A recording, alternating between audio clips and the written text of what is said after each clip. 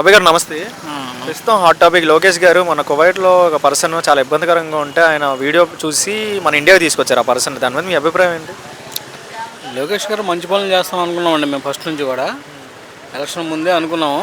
దానికి అనుగుణంగానే లోకేష్ బాబు కానివ్వండి, పవన్ కళ్యాణ్ గారు కానివ్వండి, చంద్రబాబు నాయుడు గారు కానివ్వండి, ఈ రాష్ట్రాన్ని సుభిక్షంగా ఎలా ముందుకు తీసుకెళ్లాలనే ఉద్దేశంతో ఆలోచిస్తున్నారు. కానీ కుట్రపూరితంగా కానీ ఇంకో విధంగా కానీ రౌడీజంగా కానీ అలా చేయట్లేదు. లోకేష్ బాబు అలా అక్కడ ఇరుక్కుపోయిన వ్యక్తిని తీసుకురావడం మాకు చాలా సంతోషంగా ఉంది. దాని గురించి మేము చాలా హర్షిస్తున్నాం. చూస్తున్నట్లయితే అంటే చంద్రబాబు నాయుడు, పవన్ కళ్యాణ్ డెవలప్మెంట్ పరంగా ముందుకెళ్ళిద్దని నమ్మకం ఉందా మీకు? ఈ గవర్నమెంట్ వచ్చిన తర్వాత గతంలో జగన్ గవర్నమెంట్ చూశారు కదా. జగన్ గవర్నమెంట్ అనేసరికి అసలు డెవలప్మెంట్ అనేది శూన్యం అండి. ఎంతసేపు కక్షపూరితంగా వ్యవహరించారు కానీ వాళ్ళు డెవలప్మెంట్ గురించి ఆలోచించలేదు. అసలు అమరావతి గురించి అసలు పట్టించుకోలేదు. ఎంతసేపు 3 రాజధానులని, వైజాగ్ అని, కర్నూలు అని అలా తిప్పారు. దానివల్ల ఎవరికి ఉపయోగం లేదండి. పవన్ కళ్యాణ్ గురించి ఒక మాటలో చెప్పాలంటే ఏం చెప్తారు? పవన్ కళ్యాణ్ గురించి చెప్పాలంటే ఆయన చాలా నిజాయితీపరుడు అండి. ఎవరి దాని గురించి ఆశపడ్డాం.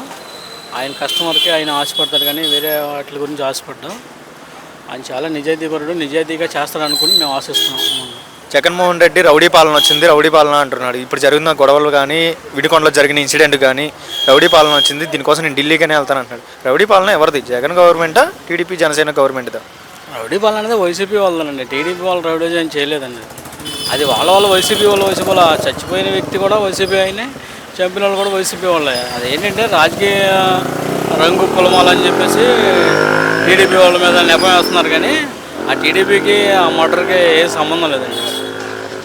ఏ సంబంధం లేదు. నమ్మకం అయితే ఈ గవర్నమెంట్ మీద నమ్మకం ఉందండి. గవర్నమెంట్ మీద చాలా నమ్మకం ఉందండి. వీళ్ళ ద్వారానే అభివృద్ధి సాధ్యమవుతుందని మేము అనుకుంటున్నాం sir. Okay sir, thank you sir. Super sir.